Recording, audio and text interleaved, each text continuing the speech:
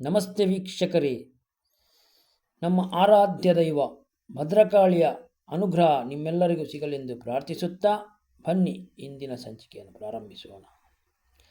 ಮನೆಯಲ್ಲಿ ತುಳಸಿ ಗಿಡವಿದ್ದರೆ ಈ ತಪ್ಪುಗಳು ಆಗದಂತೆ ಎಚ್ಚರ ವಹಿಸಿ, ಇಲ್ಲದಿದ್ದರೆ ಈ ದೇವತೆಗಳ ಕೋಪಕ್ಕೆ ಗುರಿಯಾಗುತ್ತೀರಿ.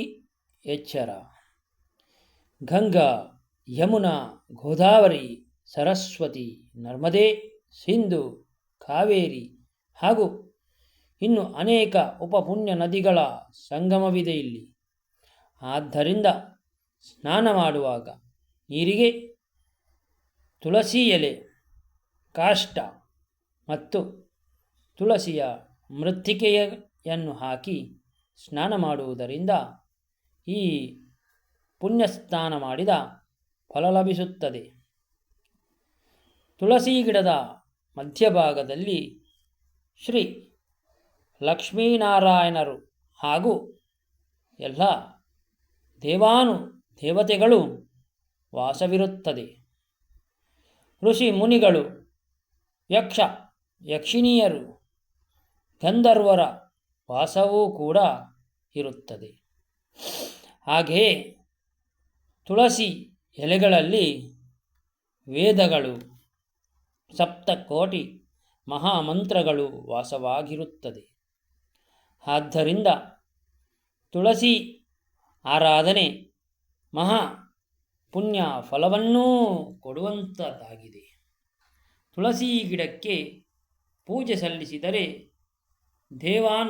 ದೇವತೆಗಳನ್ನು ಒಟ್ಟಿಗೆ ಪೂಜಿಸಿದಷ್ಟು ಮಹಾಪುಣ್ಯ ಸಿಗುತ್ತದೆ. ಸಾಕ್ಷಾತ್ ಶ್ರೀ ಲಕ್ಷ್ಮೀನಾರಾಯಣರ ವಾಸ ಇರುವುದರಿಂದ ತುಳಸಿಯು ಸಂಪತ್ತು ಮತ್ತು ಸೌಭಾಗ್ಯದ ಸಂಕೇತವಾಗಿದೆ. ಮನೆಯ ಮುಂಭಾಗದಲ್ಲಿ ತುಳಸಿ ಗಿಡವಿದ್ದರೆ ವಾಸ್ತುದೋಷ, ಅಕಾಲ ಮರಣ, ನಕಾರಾತ್ಮಕ ಶಕ್ತಿಗಳಿಂದ ತೊಂದರೆ ಇರುವುದಿಲ್ಲ. ಮನೆಯಲ್ಲಿ ಸದಾ ಸಕಾರಾತ್ಮಕ ಹಾಗೂ ಧನಾತ್ಮಕ ಶಕ್ತಿಯನ್ನು ತುಂಬಿಸುತ್ತದೆ. ತುಳಸಿ ಗಿಡದ ವನದಲ್ಲಿ ಕುಳಿತು ಅದರ ಗಾಳಿಯನ್ನು ಉಸಿರಾಡುವುದರಿಂದ ಶರೀರದಲ್ಲಿ ಕಾಯಿಲೆಗಳು ವಾಸಿಯಾಗುತ್ತದೆ.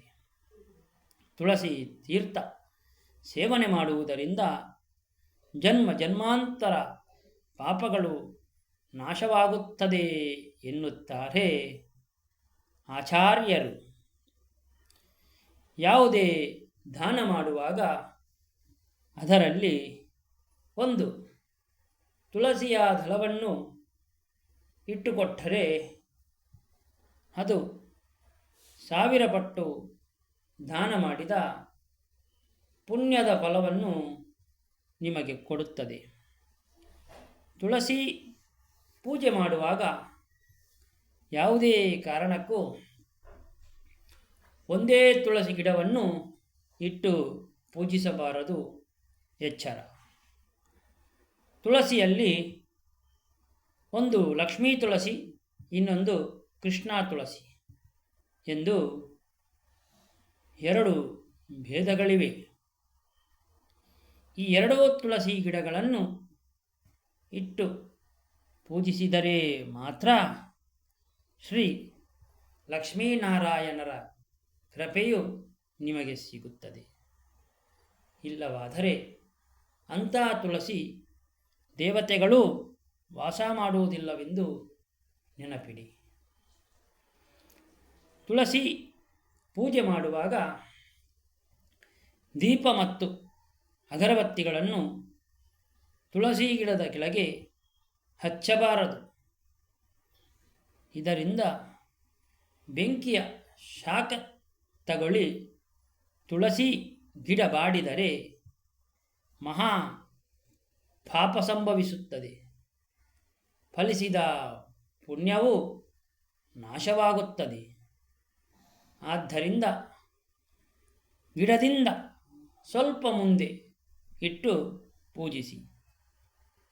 ತುಳಸಿಯ ಮುಂದೆ ಓಂ ನಮೋ ಭಗವತೆ ವಾಸುದೇವಾಯ ಎಂಬ ಮಹಾಮಂತ್ರವನ್ನು ಜಪಿಸಿ ತುಳಸಿಗೆ ವಂದನೆ ಮಾಡಿದ್ದಲ್ಲಿ ಮಹಾಕಲ್ಪ ಸಿದ್ಧಿಯನ್ನು ಪಡೆದುಕೊಳ್ಳಬಹುದು. ಚಪ್ಪಲಿಗಳನ್ನು ಹಾಕಿಕೊಂಡು ಅಥವಾ ಸ್ನಾನ ಮಾಡದೆ ಅಶುದ್ಧತೆಯಲ್ಲಿ ತುಳಸಿಯನ್ನು ಮುಟ್ಟುವುದಾಗಲಿ ಅಥವಾ ಕೀಳುವುದಾಗಲಿ ಮಾಡಬಾರದು.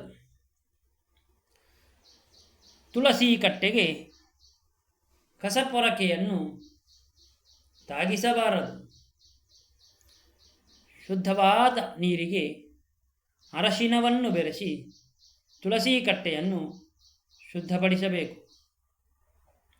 ಭಾನುವಾರ, ಮಂಗಳವಾರ, ಶುಕ್ರವಾರ, ಏಕಾದಶಿ, ದ್ವಾದಶಿ, ಹುಣ್ಣಿಮೆ, ಅಮಾವಾಸ್ಯೆಯಂಥ ಈ 7 ತಿಥಿಗಳಲ್ಲಿ ತುಳಸಿಯನ್ನು ಕೀಳಬಾರದು. ತುಳಸಿಯನ್ನು ನಿಷ್ಠೆಯಿಂದ ಪೂಜಿಸಿದರೆ ಶ್ರೀ ಲಕ್ಷ್ಮೀನಾರಾಯಣರ ಅನುಗ್ರಹಕ್ಕೆ ಪಾತ್ರರಾಗುತ್ತೀರಿ. ಅಷ್ಟು ಶಕ್ತಿ ಇದೆ ತುಳಸಿಯಲ್ಲಿ. ತುಳಸಿಗೆ ಕುರುಗಳಿಗೆ ಅತ್ಯಂತ ಪ್ರಿಯವಾದದ್ದು. ಆದರೆ ಯಾವುದೇ ಕಾರಣಕ್ಕೂ ತುಳಸಿಯನ್ನು ಮಹಾಗಣಪತಿಯ ಪೂಜೆಯಲ್ಲಿ ಉಪಯೋಗಿಸಬಾರದು, ನೆನಪಿಡಿ.